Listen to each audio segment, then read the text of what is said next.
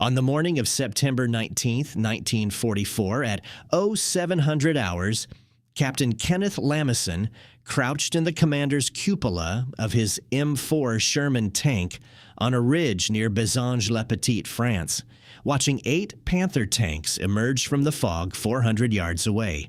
The German vehicles moved in column formation along the Metz-Strasbourg road, their long 75mm guns sweeping the morning mist for targets they couldn't see. At 32 years old, Lamison commanded Company C, 37th Tank Battalion, 4th Armored Division, and he understood the mathematics of the engagement with brutal clarity.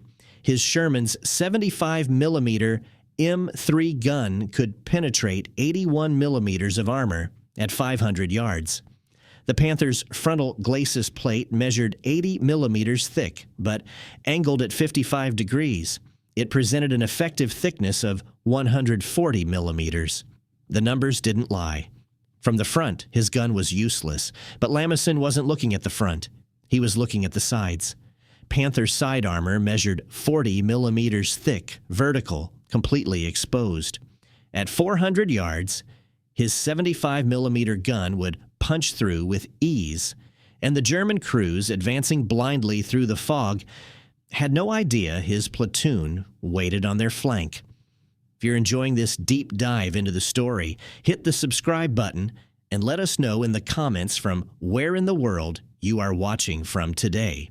The tactical problem facing American tank crews in September 1944 represented a collision between German engineering superiority and American operational doctrine.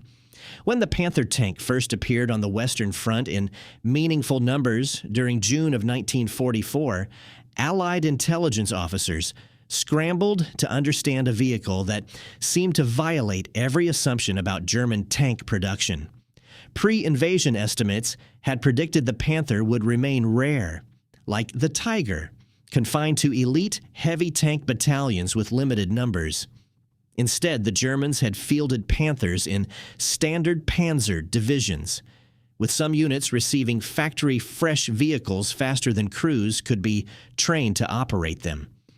Technical intelligence teams examining captured Panthers near Caen in late June 1944 documented specifications that confirmed American gunners' worst suspicions. The frontal glacis armor that measured 80 millimeters thick, positioned at 55 degrees from vertical, creating an effective thickness that exceeded anything the Sherman's main gun could reliably penetrate.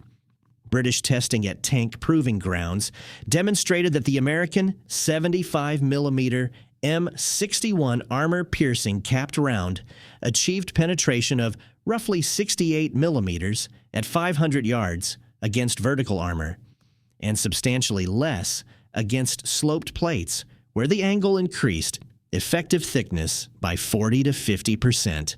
The German Panther's side armor, however, told a different story. Engineering drawings recovered from damaged vehicles showed hull side plating measuring 40 millimeters thick, mounted vertically with minimal sloping. Upper side sponsons that covered the tracks featured the same 40mm specification, angled at 40 degrees, but still vulnerable to direct fire at normal combat ranges.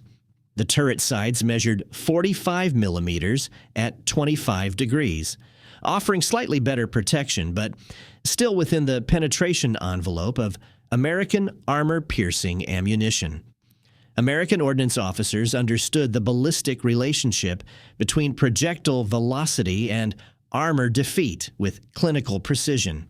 The M61 armor-piercing capped round fired from the Sherman's 75mm M3 gun left the muzzle at 2,030 feet per second, driving a 6.63 kilogram projectile with sufficient energy to defeat moderate armor thicknesses at extended ranges.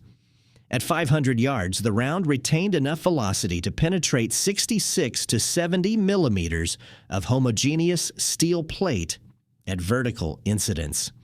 At 1,000 yards, penetration dropped to approximately 60 millimeters.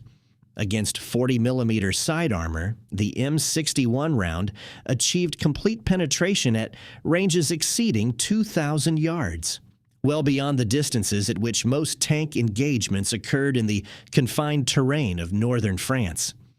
The tactical implications required a fundamental shift in American tank employment doctrine. Pre-war training emphasized frontal attacks with tanks leading infantry advances, relying on superior numbers and coordinated artillery support to overwhelm defensive positions. The appearance of heavily armored German vehicles with guns capable of defeating Sherman frontal armor at ranges exceeding 2 kilometers forced a rapid evolution in tactics. Tank commanders learned to use terrain masking, approaching German positions through draws and reverse slopes that concealed their movement until reaching flanking positions. Platoon leaders developed coordinated maneuvers where one section engaged German tanks frontally to fix their attention, while another section worked around to the sides or rear. The Sherman tank's design characteristics supported this tactical adaptation in ways that German vehicles could not match. The M4 weighed 33 tons in its standard configuration, roughly 15 tons lighter than the Panther's 48-ton combat weight. This weight advantage translated to superior mobility across soft ground and through the narrow village streets that characterized much of the fighting in France. The Sherman's wider tracks and lower ground pressure allowed it to traverse terrain where Panthers bogged down or damaged their notoriously fragile final drives. Reliability remained the Sherman's greatest tactical advantage. 4th Armored Division maintenance reports from September 1944 documented operational readiness rates exceeding 75% for Sherman-equipped units, compared to rates below 50% for German Panzer formations equipped with Panthers. The German 5th Panzer Army's counteroffensive in Lorraine during September 1944 represented Hitler's attempt to recapture lost territory and destroy American bridgeheads across the Moselle River. General Hasso von Manteuffel, who had assumed command just 8 days before the operation began, assembled a striking force of 262 tanks and assault guns, including 107 Panthers, distributed between the 111th and 113th Panzer Brigades. These formations represented new organizational structures created to rapidly expand German armored strength without requiring the time and resources needed to build complete Panzer divisions. Each brigade fielded approximately 45 Panther tanks and 45 Panzerzeugfis, organized into 2 battalions with minimal organic infantry or artillery support. The 111th and 113th Panzer Brigades had been formed during summer 1944, using a combination of factory-fresh equipment and hastily trained personnel. Tank crews received abbreviated training programs that emphasized basic vehicle operation, but provided little practice in combined arms tactics or coordination between multiple vehicles. Many drivers had fewer than 50 hours of experience operating Panthers before deploying to the front, and gunners typically fired less than 20 main gun rounds during training. The brigades lacked the reconnaissance assets and radio equipment necessary for effective battlefield coordination, forcing commanders to rely on visual signals and messenger runners to communicate with subordinate units. American intelligence had detected increased German activity around Lunéville during the night of September 18th through 19th, but General John Wood, commanding 4th Armored Division, and Major General Manton Eddy, commanding 12th Corps, initially assessed the movements as local counterattacks rather than a major offensive. Combat Command A, under Colonel Bruce Clark's leadership, occupied positions around the village of Ericourt in an extended defensive line that stretched across several miles of rolling farmland. The terrain favored defense with numerous small ridges and tree lines, providing covered positions for tanks and anti-tank guns. But the thinly held American positions depended on mobility and rapid repositioning, rather than depth to counter German attacks. The German assault began in earnest at 0800 hours on September 19th when elements of the 113th Panzer Brigade pushed through morning fog toward American outposts east and south of Ericourt. Poor visibility reduced engagement ranges to less than 500 yards, negating the Panthers' advantage in long-range gunnery while creating conditions where Sherman crews could maneuver without being spotted. German tank commanders, lacking reconnaissance reports about American dispositions, advanced in column formation along roads that offered firm footing for their heavy vehicles but channeled movement into predictable routes. Captain Lamisson's Company C had moved into position on the ridge near Bézange-la-Petite during darkness. Guided by terrain reconnaissance conducted the previous afternoon, his 3 tank platoons occupied covered firing positions that overlooked the Metz-Strasbourg road from ranges of 300 to 500 yards, with clear fields of fire across the flanks of any German force moving along the highway. Lieutenant Merwin Marston's 3rd Platoon held the northern section of the ridge, positioned in hull-down positions that concealed everything below the turret ring. First Lieutenant's 2nd Section covered the road itself from positions along the ridgeline, while Staff Sergeant Morphew's section occupied supporting positions to the south. When the 8 Panthers appeared through the fog, moving in single file along the road, Lamisson's tactical problem simplified to basic geometry. The German tanks presented their thin side armor at ranges where the Sherman's 75mm gun maintained full effectiveness. The Panthers' long guns pointed forward, searching for threats ahead rather than scanning the flanks where American tanks waited. Lamisson's radio call went out to all platoon commanders simultaneously. 3 words that would initiate the ambush. All guns, fire. Marston's section opened the engagement at 07:15 hours with 3 Shermans firing nearly simultaneously at the lead Panthers. The armor-piercing rounds struck Panther hull sides with the distinctive crack of steel on steel, each impact sending a flash of incendiary compound, marking the hit point. The first German tank shuddered as a round penetrated the fighting compartment, the explosive filler detonating inside and sending flames erupting from the turret hatches. The second Panther took hits from 2 different Shermans, one round punching through the turret side and another penetrating the engine deck, starting a fuel fire that quickly engulfed the vehicle's rear. The 3rd Panther in column attempted to traverse its turret toward the American positions, but Sergeant Morphew's gunner put 2 rounds through the side sponson before the German gun could bear. The Panthers' response demonstrated both the vehicle's technical capabilities and the critical disadvantage of tactical surprise. Those Panthers that survived the initial volley attempted to pivot their hulls to bring frontal armor toward the American positions, but the narrow road and adjacent drainage ditches limited maneuver space. Several crews tried to reverse, backing blindly into the fog, while American gunners continued firing at their exposed flanks and rear plates. 2 Panthers managed to reach covered positions behind buildings in the village, but by then Lamisson's company had already knocked out 4 German tanks and damaged 3 others badly enough that their crews abandoned them. The entire engagement lasted less than 3 minutes. Morphew's section repositioned immediately after the initial firing, moving south along the reverse slope of the ridge before reappearing 500 yards from their original position.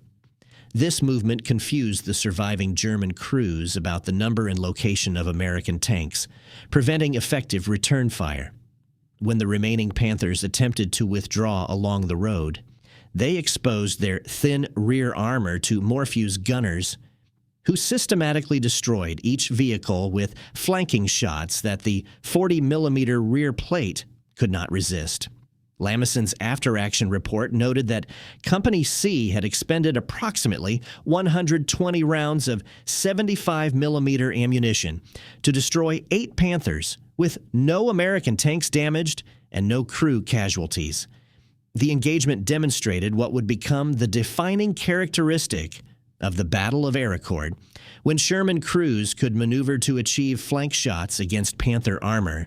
The German vehicle's technical superiority became irrelevant. 40 millimeters of vertical steel plate offered no more protection than the armor on a Panzer IV, and substantially less than the improvised defensive positions that American tankers had learned to defeat during the bocage fighting in Normandy. The tactical evolution that made this victory possible had begun weeks earlier during the grinding battles through the hedgerows of northern France. Tank commanders in 2nd Armored Division had developed flanking tactics through brutal experience during July and August 1944, learning that frontal attacks against Panthers and Tigers produced catastrophic casualties.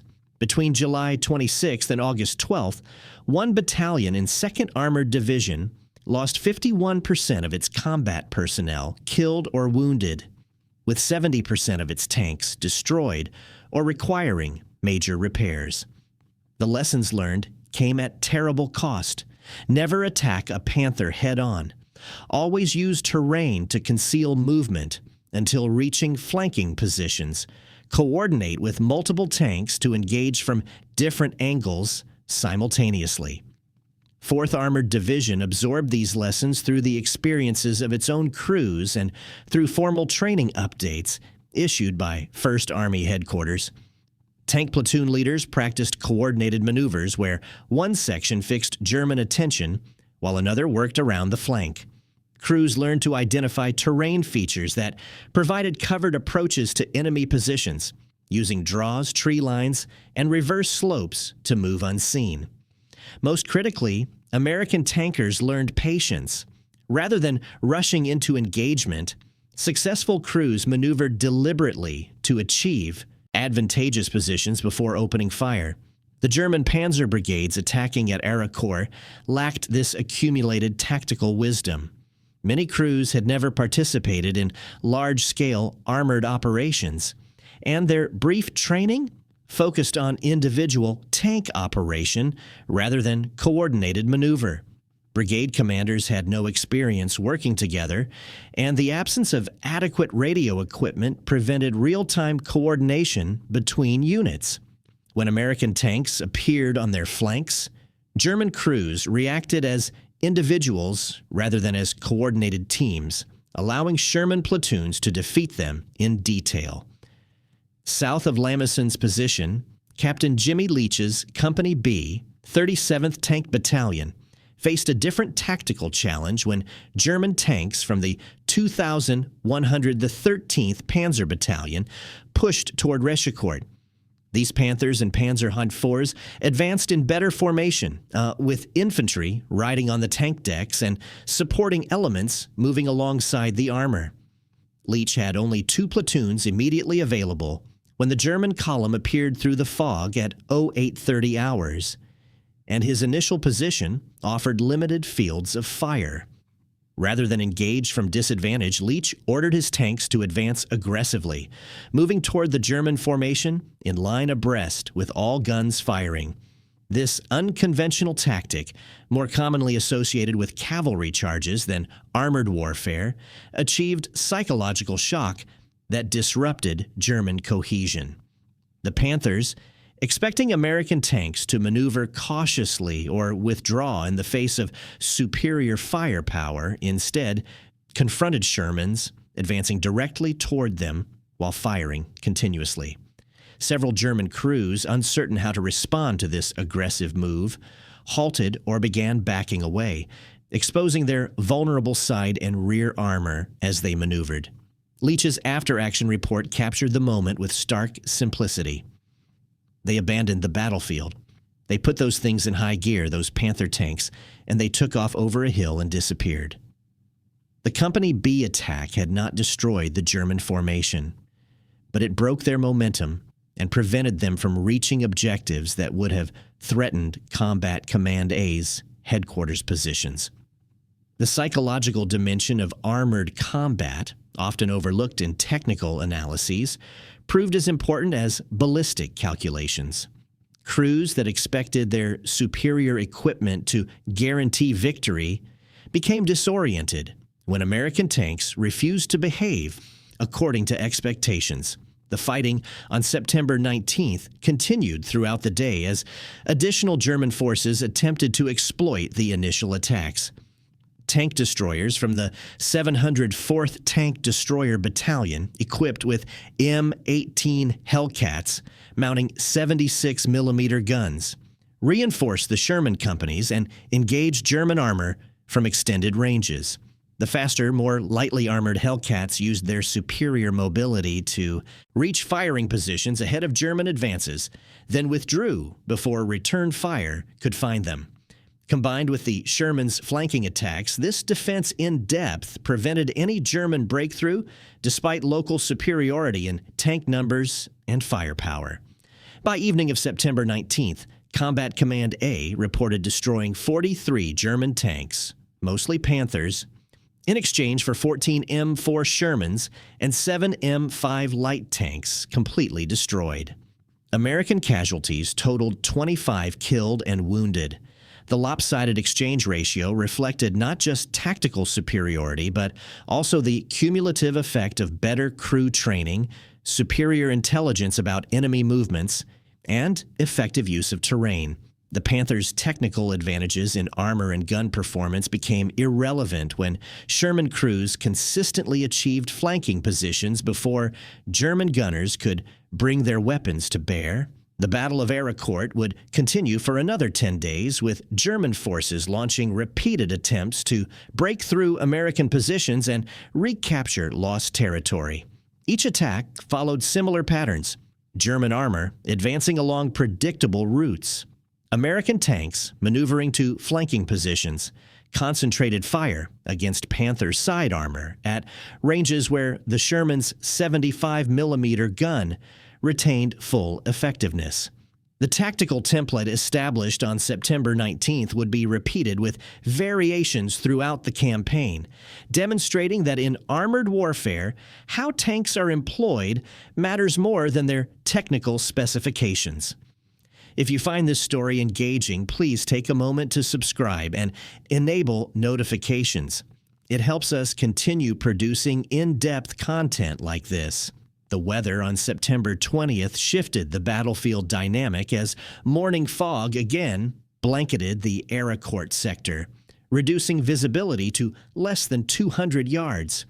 German commanders, having absorbed the previous day's losses, modified their approach by committing additional forces from the 111th Panzer Brigade and elements of the 11th Panzer Division. These units advanced from assembly areas around Château-Salins, moving west toward American positions with orders to break through Combat Command A's defenses and link up with German forces cut off near Nancy. The operational plan called for coordinated attacks from multiple directions, but poor communications and the persistent fog prevented effective synchronization between attacking formations. Major Charles Carpenter, a liaison pilot assigned to 4th Armored Division, took off from a forward airstrip at 1100 hours in his modified L-4 Grasshopper observation aircraft. The small, fabric-covered plane normally served for artillery spotting and reconnaissance, but Carpenter had improvised mounting brackets for 6 M9 2.36-inch bazooka rockets on the wing struts. As the fog began lifting, he spotted a company of Panther tanks advancing toward Eracourt along a tree-lined road, their hulls still partially concealed by morning mist. Carpenter dove through German small arms fire, firing all 6 rockets in repeated passes at ranges where accuracy became more prayer than science. Ground troops later verified that his attacks knocked out 2 Panthers and damaged several armored cars. But more significantly, the unexpected aerial assault from an unarmed observation plane forced the entire German formation to halt and deploy defensively, buying time for American tank destroyers to reach blocking positions. The skies finally cleared on September 21st, allowing the 19th Tactical Air Command to begin sustained operations against German ground forces. Republic P-47, Thunderbolt fighter bombers from the 405th Fighter Group, 84th Fighter Wing, conducted relentless attacks throughout the day against any German armor caught in the open. The P-47s carried 850 caliber machine guns and could deliver 500-pound bombs or high-velocity aircraft rockets with devastating accuracy. Pilots worked in coordination with forward air controllers embedded with ground units, receiving target information via radio and marking their bomb runs with smoke from American artillery. The close coordination between air and ground forces represented a tactical capability that German forces completely lacked, as the Luftwaffe had been driven from the skies over Lorraine by overwhelming Allied numerical superiority. Staff Sergeant Robert Klaus, commanding a Sherman platoon with Company B, 37th Tank Battalion, watched German Panthers approaching his position near Rechicord through binoculars at 1400 hours on September 21st. The enemy tanks moved cautiously, their commanders having learned from previous encounters to scan flanks and maintain dispersed formations. Klaus had positioned his 5 Shermans in covered firing positions 300 yards from the road, with clear fields of fire across the enemy's anticipated route. When the lead Panther reached the optimal engagement point, Klaus's platoon opened fire simultaneously, concentrating on the sides and rear of the German column. The coordinated volley achieved immediate results as armor-piercing rounds penetrated thin side plating on 3 Panthers within seconds. The surviving German tanks attempted to pivot their hulls to present frontal armor, but Klaus's platoon shifted positions immediately after firing, moving to alternate locations they had prepared during the morning. This fire and movement technique prevented German gunners from achieving accurate return fire while maintaining continuous pressure on the enemy formation. The tactical pattern established during the first 3 days of fighting, repeated throughout September 22nd through 24th, as German forces launched increasingly desperate attacks against Combat Command A's positions. Each assault followed similar trajectories.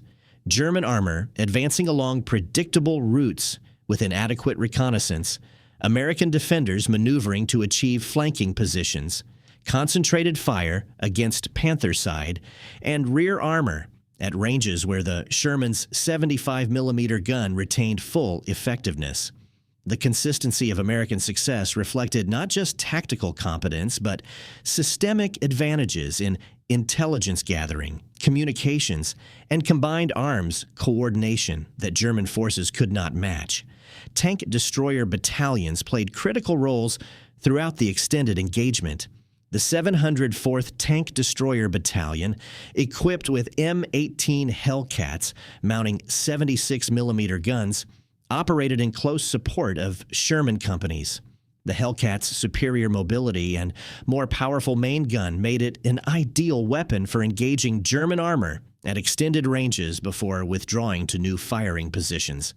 Lieutenant Colonel Edwin Evans, commanding the 704th, positioned his companies to cover likely German approach routes while maintaining sufficient depth to respond to threats from multiple directions. The combination of Hellcats engaging at long range and Shermans maneuvering for close flank shots created a defensive system where German Panthers found themselves under fire from multiple directions, regardless of how they oriented their armor. Artillery support proved equally decisive throughout the campaign. 4th Armored Division maintained 4 battalions of 105mm howitzers in direct support of Combat Command A, with additional fires available from core artillery assets. Forward observers accompanied tank companies, calling in concentrations on suspected German assembly areas and adjusting fires to disrupt enemy formations before they could launch coordinated attacks. The artillery preparation preceding each German assault inflicted casualties and forced tank crews to button up inside their vehicles, reducing visibility and making coordination between multiple tanks nearly impossible. When German tanks finally reached engagement range, They discovered American defenders already positioned and ready, having used the artillery bombardment interval to reposition for optimal fields of fire. The fighting reached its climax during September 25th through 29th, as German commanders committed their final reserves in desperate attempts to break through American positions.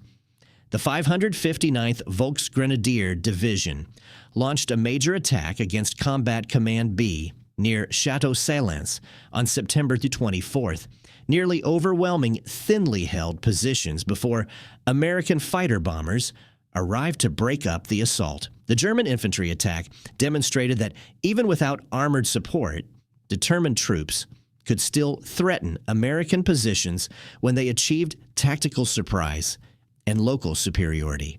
The crisis forced General Wood to shift reserves from Combat Command A to stabilize the situation, temporarily weakening the Ericourt sector's defenses. German tank commanders exploited this opportunity by launching coordinated attacks against multiple points along Combat Command A's perimeter on September 25th. Panthers and Panzer attacked from assembly areas around Moncourt and Bézange-la-Petite, attempting to overwhelm American defenses through simultaneous pressure from several directions. The attacks achieved initial penetrations in several locations, forcing American tank companies to conduct fighting withdrawals to more defensible positions. For several hours, the outcome appeared uncertain as German armor pushed deeper into American defensive zones, threatening command posts and supply installations. The crisis resolved through the intervention of massed artillery fires and close air support that disrupted German formations before they could exploit their penetrations. Artillery forward observers called down concentrations from multiple battalions simultaneously, creating walls of explosions that separated German tanks from their supporting infantry. P-47 fighter bombers arrived overhead within minutes of requests for air support, delivering bombs and rockets against German armor caught in the open. The combination of ground and air fires inflicted severe casualties and forced German commanders to halt their attacks while they reorganized scattered formations. Captain William Dwight, commanding Company C, 51st Armored Infantry Battalion, found himself defending a critical road junction near Ericourt on September 26th when German Panthers approached his position from three directions. His company held prepared positions with infantry squads dug in along tree lines and Sherman tanks positioned in support. The initial German assault overran his forward outposts, forcing a withdrawal to secondary defensive lines. Dwight called for artillery support while his infantry engaged German tank riders with small arms fire, preventing the enemy from effectively coordinating infantry and armor. Two Panthers penetrated to within 100 yards of his command post before Sherman tanks from the reserve platoon engaged them from flanking positions, destroying both vehicles with concentrated fire against their side armor. The German attacks continued through September 27th with diminishing strength as cumulative losses reduced available combat power. Intelligence reports indicated that the 113th Panzer Brigade had been reduced to fewer than 20 operational tanks from its original strength of 90 vehicles. The 111th Panzer Brigade reported similar attrition rates, with mechanical failures compounding combat losses.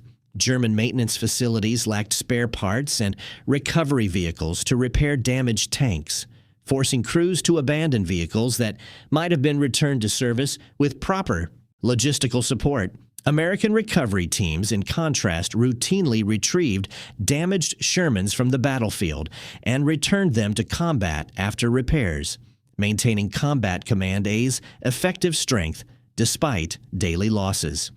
The final major engagement occurred on September 29th when German forces launched coordinated attacks against hills 318 and 265, key terrain features that dominated approaches to Ericourt. The attacks began at 0800 hours with artillery preparation, followed by infantry and armor advancing in company-sized formations. American defenders occupying the heights had prepared extensive defensive works during previous days, with Sherman tanks positioned in hull-down positions that exposed only their turrets to enemy fire. The Germans advanced with determination, closing to within 200 yards of American positions before concentrated defensive fires halted their momentum. The fog lifted at noon, allowing P-47 fighter bombers to engage German armor concentrated around the base of both hills. Airstrikes destroyed 23 tanks, attempting to reach Hill 318, while artillery fires broke up attacks against Hill 265. By evening, German forces had withdrawn to their starting positions, having achieved no significant gains while suffering additional losses they could not replace. The fighting on September 29th marked the effective end of organized German offensive operations in the Aracourt sector. The failed attacks of the previous 4 days had cost 36 tanks, 700 killed, and 300 wounded, casualties that 5th Panzer Army could not sustain while maintaining offensive capability. Post-battle analysis revealed the extent of German losses during the 11-day campaign. Of 262 tanks and assault guns committed to the offensive, only 62 remained operational when fighting ended. American intelligence confirmed destruction of 118 Panther tanks, 101 Panzer and 122 tank destroyers and assault guns. These figures represented catastrophic losses that effectively eliminated 5th Panzer Army's armored strength and ended any realistic German hopes of recapturing lost territory in Lorraine. The P-47 fighter bombers of 19th Tactical Air Command accounted for 73 confirmed tank kills, demonstrating the decisive impact of air superiority on armored operations. Combat Command A's casualties during the same period totaled 41 M4 Sherman tanks and 7 M5 light tanks completely destroyed, with 225 killed and 648 wounded across all units in 4th Armored Division during September. The exchange ratio favored American forces by significant margins, but the human cost remained substantial for units that had been fighting continuously since the Normandy breakout in late July. Tank crews that survived the campaign reported experiencing severe psychological stress from the constant threat of German tank guns that could destroy Shermans at ranges where return fire proved ineffective. The tactical innovations that made victory possible required exceptional courage from men who knew their vehicles were outgunned by enemy armor.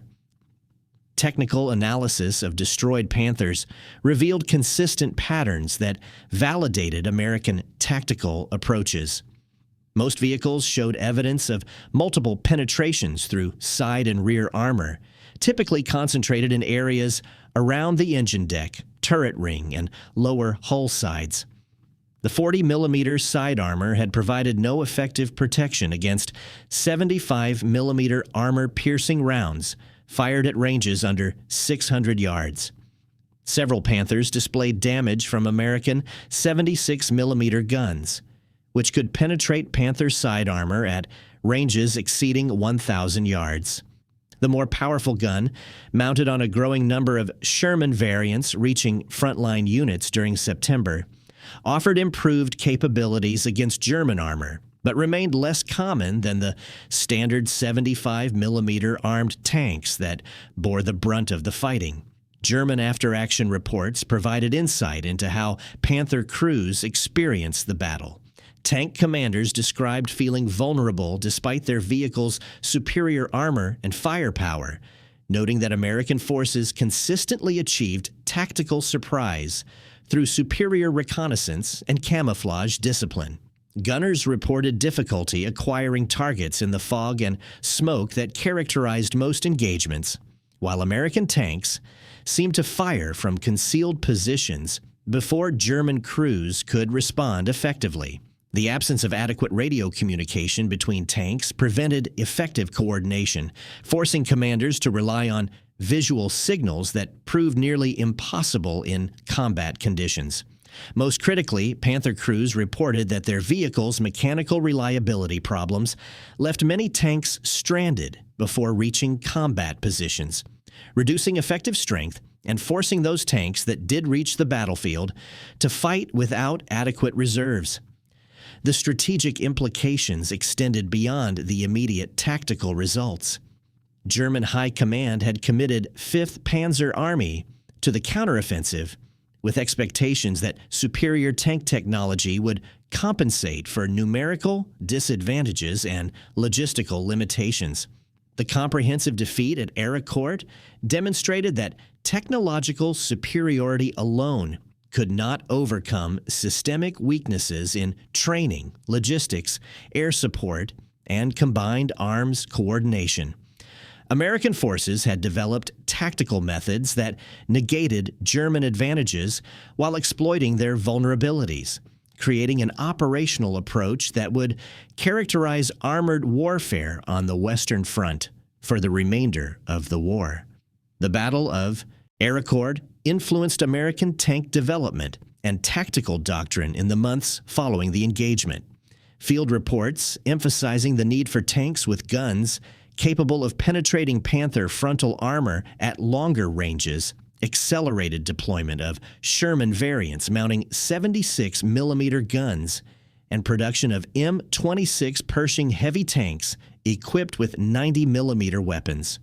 Training programs incorporated lessons learned about flanking tactics, use of terrain for concealment, and coordination between armor, infantry, artillery, and air support. Tank crews arriving in Europe during late 1944 and early 1945 received instruction specifically addressing how to engage German heavy armor, emphasizing maneuver over direct confrontation. General George Patton visited 4th Armored Division headquarters on September 22nd during the height of the battle, conferring with General Wood about the tactical situation and observing Combat Command A's operations firsthand. Patton expressed satisfaction with how his divisions were handling German armor, noting in his diary that American tankers had learned to use intelligence, terrain, and air support to overcome the technical disadvantages of Sherman tanks. However, he also recognized that future operations would require tanks capable of engaging Panthers and Tigers on more equal terms, advocating for rapid deployment of improved American armor to frontline units. The end of September 1944 found 3rd Army's advance stalled not by German resistance but by logistical constraints that had plagued Patton's operations since the breakout from Normandy. Fuel shortages, ammunition rationing, and the need to consolidate gains prevented continuation of offensive operations toward the German border. Combat Command A occupied defensive positions around Ericourt, conducting patrols and maintaining readiness while waiting for supplies to accumulate for the next phase of operations. The fighting in Lorraine had demonstrated American tactical superiority, but also revealed the operational limitations imposed by extended supply lines and competing priorities for limited resources. German forces used the lull to rebuild shattered units and strengthen defenses along the West Wall fortifications protecting Germany's western border. The losses sustained at Ericourt could not be quickly replaced as German industrial production struggled to compensate for combat attrition, while also maintaining forces on the Eastern Front where Soviet offensives threatened the Reich's survival. The Panzer brigades that had attacked at Ericourt were disbanded, their surviving personnel and equipment distributed to other formations in attempts to maintain effective combat strength. The battle had eliminated Germany's last significant armored reserve in the West, ensuring that future defensive operations would depend primarily on infantry, fortifications, and delaying tactics, rather than mobile counterattacks.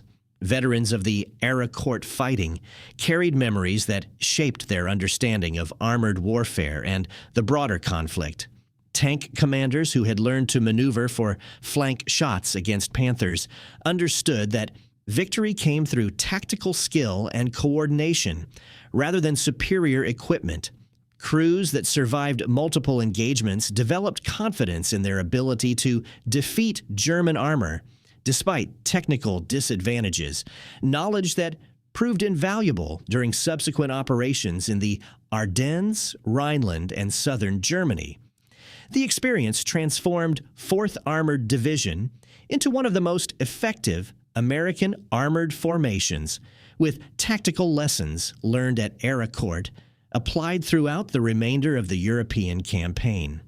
The mathematical reality that Captain Lamison had understood on the morning of September 19th proved decisive throughout the battle. Panther frontal armor remained impenetrable to Sherman 75mm guns at normal combat ranges. But the tactical situation rarely allowed German tanks to present only their strongest armor to American gunners. The 40mm side plates that seemed adequate during the Panther's design phase in 1942 proved catastrophically vulnerable against American armor-piercing ammunition fired from ranges where accuracy remained high. German engineers had optimized their designs for frontal engagements at extended ranges, assuming that superior firepower and armor would allow Panthers to destroy enemy tanks before they could close to flanking positions. American tactical doctrine, refined through bitter experience in Normandy and perfected at Ericourt, systematically exploited this design philosophy by refusing to fight on German terms.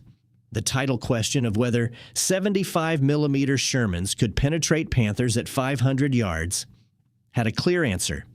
Yes, consistently and devastatingly, but only when striking the thin side and rear armor that German designers had sacrificed to maximize frontal protection. The stunned reaction of German tank crews reflected not just surprise at American tactical competence, but recognition that their supposedly invincible Panthers had been defeated by inferior equipment employed with superior tactics. The battle demonstrated that in armored warfare, how tanks are used matters as much as their specifications, and that tactical innovation can overcome technological disadvantage when applied systematically by well-trained, well-supported forces. The fields around Ericourt returned to agricultural use after the battle, with farmers eventually recovering and burying the destroyed tanks that littered their land. The villages were rebuilt, and the strategic importance of the area faded as the war moved eastward toward Germany. But for the tankers who fought there, the lessons remained vivid. They had faced Germany's best armor with tanks that were outgunned and outarmored, and they had won through superior tactics, better coordination, and the courage to maneuver into positions where thin side armor could be penetrated. The Sherman's 75mm gun, dismissed by many as inadequate against German heavy armor, had proved devastatingly effective when fired from the right angle at the right range against the right target. The mathematics had been clear from the beginning. 81 millimeters of penetration against 40 millimeters of armor. At 500 yards from the side, the outcome was never in doubt. The only question had been whether American tank crews could consistently achieve the tactical positions necessary to exploit their weapons' capabilities. At Ericourt, they proved they could, and in doing so, they helped write the template for how American armor would fight for the remainder of the war. Thank you for watching. For more detailed historical breakdowns, check out the other videos on your screen now, and don't forget to subscribe.